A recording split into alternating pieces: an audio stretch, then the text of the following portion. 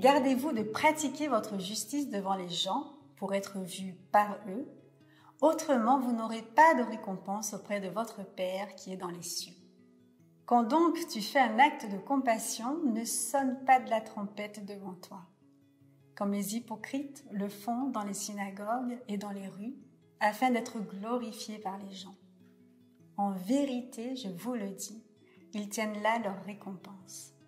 Mais quand tu fais un acte de compassion, que ta main gauche ne sache pas ce que fait ta main droite, afin que ton acte de compassion se fasse dans le secret. Et ton Père qui voit dans le secret te le rendra. Matthieu 6, versets 2 à 4. Il en va de l'humilité comme de la sainteté.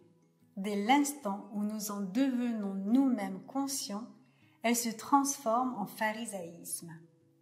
Il en existe de ces champions de la course à l'humilité. Quel comble! Une bonne action n'est jamais aussi bonne que lorsque nous ignorons qu'elle l'est, ou tout au moins qu'elle paraît tellement naturelle et spontanée que nous en sommes inconscients. C'est cette réalité qu'exprime Jésus avec une pointe d'humour en invitant notre main gauche à ignorer ce que fait notre droite. Une autre réalité de la sainteté et donc de l'humilité est que nous ne changeons pas par l'effort. L'effort peut mettre de la nourriture dans notre bouche, mais il ne peut pas nous donner de l'appétit. Il peut nous forcer à rester au lit, mais il ne peut pas nous offrir le sommeil. Tout ce que nos efforts peuvent produire, c'est la répression et non pas le changement authentique. Il faut une prise de conscience, un éveil. Notre orgueil tombera lorsque nous en comprendrons les causes. Lorsque nous découvrirons les peurs et les frustrations qu'il masque, alors ce qui résultera de cet éveil sera l'humilité. Mais une humilité naturelle et non le fruit d'un effort impossible. Alors notre main gauche perdra son sentiment de mérite ou d'accomplissement.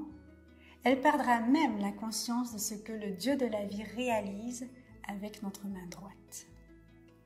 Laissez-moi vous raconter une histoire. Un jour, un évêque s'agenouilla devant l'autel et dans un élan de ferveur religieuse, il se mit à se frapper la poitrine en s'écriant « Je suis pécheur, ayez pitié de moi !»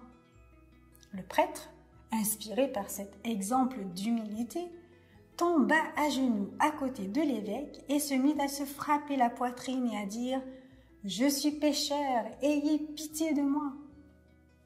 Le sacristain, qui se trouvait dans l'église à ce moment-là, fut tellement ému qu'il tomba lui aussi à genoux, se frappant la poitrine en criant « Je suis pécheur, ayez pitié de moi !» L'évêque donna un coup de coude au prêtre et, pointant du doigt le sacristain, dit avec un sourire moqueur « Regarde qui se prend pour un pécheur !» D'après Anthony de Mello. Une pensée. L'excès de modestie est un excès d'orgueil. Chénier.